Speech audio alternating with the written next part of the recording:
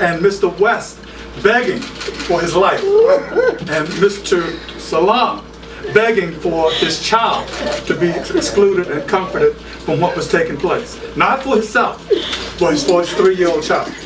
Case number 4, Adina Britt and family, September 10th, 2015. My name is Adina Britt, and I wanted to submit a 30-second testimonial that Jorge Omar Bernardez-Ruiz is one of the 11 terrorists that came into my house performing a home invasion in September 2015, terrorizing my entire family and even holding my 12-year-old son at gunpoint. He needs to be stopped. Case number 5, unidentified arrestee, assaulted in 2016. I suggest you back the fuck up. No, why you talking?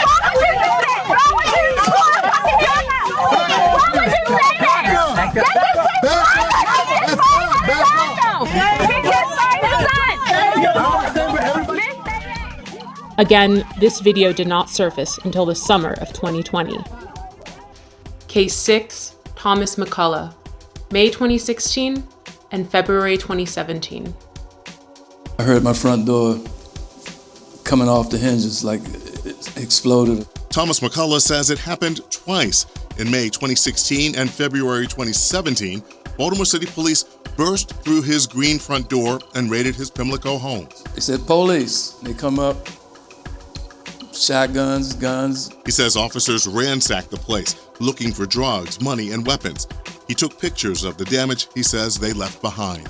Tell us where the drugs are, the scales, the guns, and the large amounts of money. Nothing was found. Now he's suing police, claiming officers, including a former member of the gun trace task force, frightened him, his wife, and father-in-law when the officers conducted what his suit calls an illegal search of his home.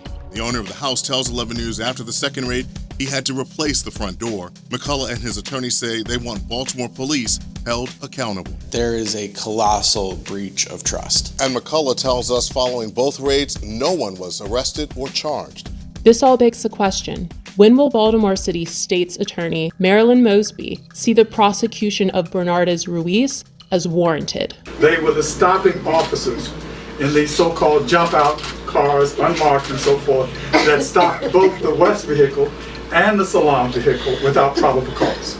And these officers are the ones that also were joined by others, but they are the ones who initiated the stops, pulled both men out of the vehicles, and commenced the vicious activity that was thrust upon them. And the Officer Ruiz that started this attack is still working with promotions. He is now sergeant. But the fact that this repeat violent offender had a history leading up to my brother.